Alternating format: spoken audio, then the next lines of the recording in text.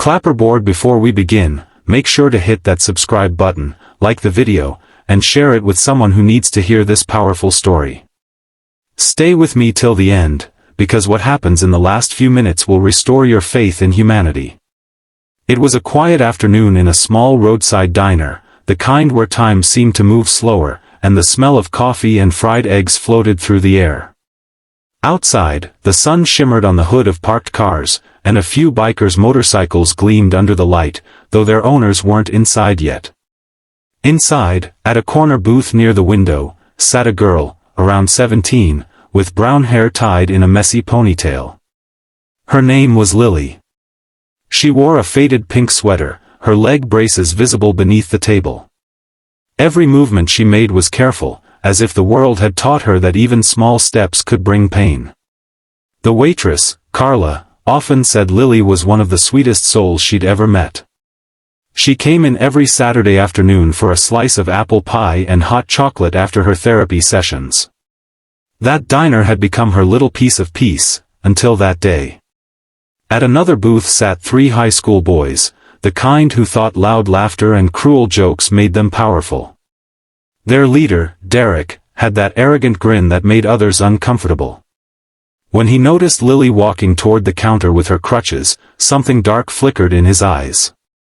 "Hey," he whispered to his friends, "look who's walking in, or trying to." The others snickered. Lily tried to ignore them. She had learned that silence was safer than confrontation. She placed her order and waited quietly, staring out the window. But the laughter grew louder. A crumpled napkin hit her shoulder. Then another. She flinched but didn't turn.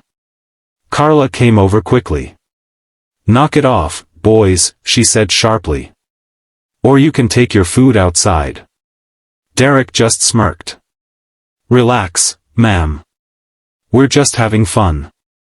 But when Carla turned her back to grab an order, Derek leaned forward and said something that made his friends howl. Then, without warning, he slapped Lily's tray from her hands. Her cup fell, spilling hot chocolate all over her jeans and braces. The whole diner went silent. Lily froze. Her face burned red, her eyes filling with tears. She tried to blink away. She bent down to pick up the pieces, her fingers trembling. Carla rushed over, but Lily whispered, it's okay," even though everyone knew it wasn't. The bullies laughed their way out the door, leaving the diner heavy with shame. A few customers looked down at their plates, pretending they hadn't seen anything. But the old man in the corner, the one quietly eating soup, clenched his jaw. He pulled out his phone and made a short call. 1 hour later, the sound of engines rolled through the parking lot. Deep, rumbling, and angry. The glass windows trembled as a group of 6 bikers pulled up, leather jackets, heavy boots, and expressions that could silence a room. At their front was Tank, a towering man with tattoos of angel wings on his arms. He pushed open the diner door, and everyone turned to look. "Someone wanna tell me who messed with the girl in the pink sweater?" he said calmly, but his voice carried weight, the kind that made your heart skip. Carla pointed toward the direction the boys had gone. "They left about an hour ago," she said softly. Tank nodded once, then turned to Lily. "You okay, sweetheart?" Lily tried to smile. "I'm fine," she whispered, though her voice shook. He crouched beside her, his rough hand surprisingly gentle as he picked up the last of her broken cup. "You didn't deserve that." "None of it," he said. "Nobody hurts one of ours." "One of yours?" she asked, confused. Tank grinned faintly. "Yeah. You didn't know? You're family now."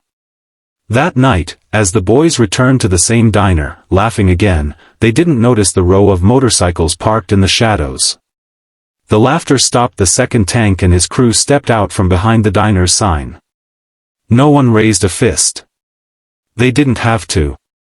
Just a few quiet words, a look, and the boys realized something. Strength wasn't about mocking weakness. It was about standing up when others stayed silent. When the bikers walked the boys back to the diner, Lily was still there, finishing her pie. Tank pulled out a chair beside her and said, "You good, kid?" Lily nodded, a real smile breaking through this time. "Better than before." The diner clapped softly, not for the bikers, not even for justice, but for the moment when courage met kindness. Carla placed a fresh slice of pie in front of Lily, on the house. "The world still has good people," she said. Lily looked at Tank, then at the empty booth where the bullies once Saturday. "Yeah," she said quietly.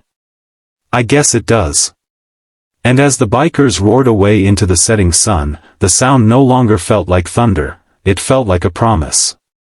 Red Heart, if this story touched your heart, don't forget to like, share, and subscribe. Because sometimes, one act of kindness can change someone's entire world, and you could be that person.